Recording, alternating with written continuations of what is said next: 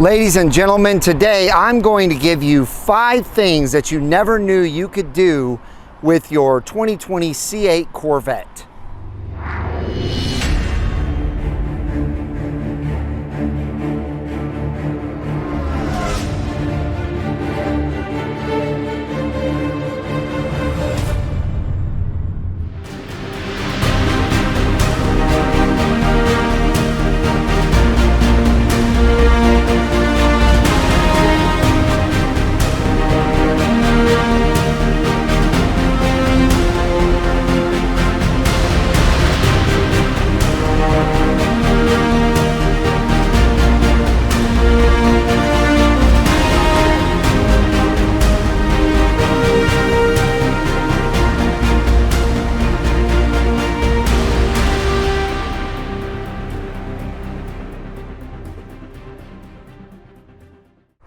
Hello everyone and welcome back to Brink of Speed. Today I'm excited to do this video for you about the C8 Corvette.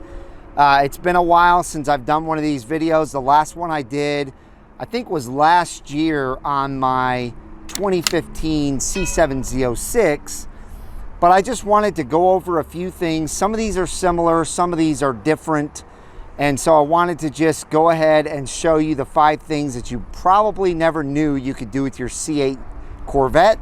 And I'm going to give you one bonus item at the end. So let's get started. All right, so the first thing that you probably never knew you could do with your C8 Corvette has to do with this remote right here. Now, everybody probably knew that the middle button right there on your remote is the start button. So you can go ahead and double click it and it's going to start your C8 Corvette. But what you probably didn't know is that's also a stop button. So, you know, there's plenty of scenarios out there that would, you know, make you change your mind if you had walked out to your front door, started your car, and then decided, well, it's going to be a little bit before I leave. You got a phone call, whatever the case may be, you're probably going to want to stop it again, and you don't want to have to run outside to push that stop button inside the car. So go ahead and just hold that button down, and look at that. Your C8 Corvette is no longer running. So that's the first thing about this remote. Now, the second thing has to do with this part of the remote. So you take the remote, you press that in and you pull. And as you can see, there is a key right here now. Now this key is meant for one thing and one thing only, and that is to get you in your C8 in case the battery has died and you're locked out. So on my C7 and all the other C7s, the place for that key was right under here above the license plate, but it is no longer there. It is now right here on the side of the car underneath this air intake, and I'm going to show you exactly where it is. See that right there? There is where you put the key in. And I'm telling you right now, they do not make this easy to get this up in here. It is not easy at all. Once you get it in though, you want to turn. See that? And now it's going to set the alarm off. And you go ahead and open the door and that alarm turns off. Obviously, if your battery is dead, the alarm probably would not be going off and the door would just open like it did for me there. Either way though, you don't have anything to worry about as far as that goes. But what I do want to say, this is something that you might not have known, but it's also something that is a huge pain in the butt as far as getting this key up inside that little area in the intake. That is not easy. but it's better than not being able to get in your car at all. And by the way, ladies and gentlemen, let me know if so far you already knew how to do these things, or if these are definitely new to you. Let me know in the comments down below. All right, we're gonna go around here to the passenger side door. And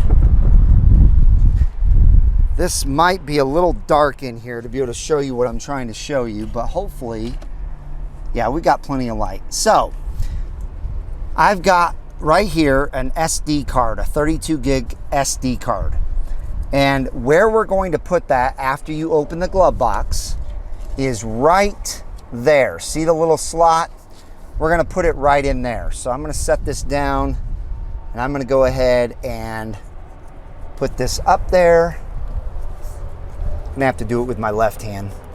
Insert it and click it in. So now we have an SD card in the proper slot. All right, so the next thing that I want to show you guys has to do with the PDR.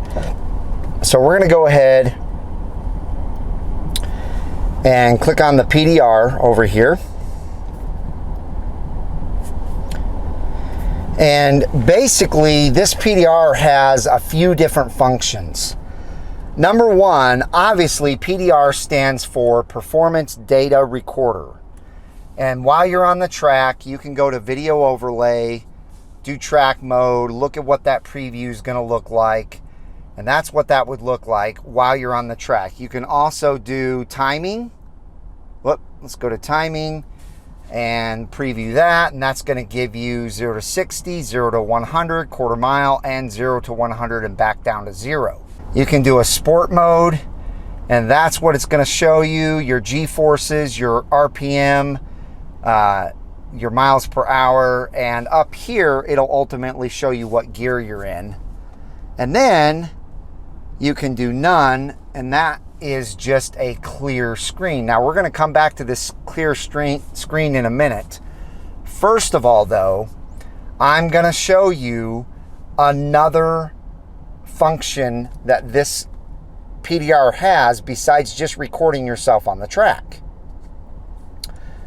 Now this is something that I showed you in my C7 Z06. You can turn this automatic recording on right there and then go into configure and see that only in Valet mode, automatic recording video quality, low 480p, and then allow recording overwrite. So this is something that you can do when you valet park your car. A lot of people are going to say never valet park a Corvette, but there's a lot of people who do it. I've done it myself. Either way though, if you decide to use valet, you can turn this on so that it automatically records and you'll be able to tell exactly what the valet did with your car.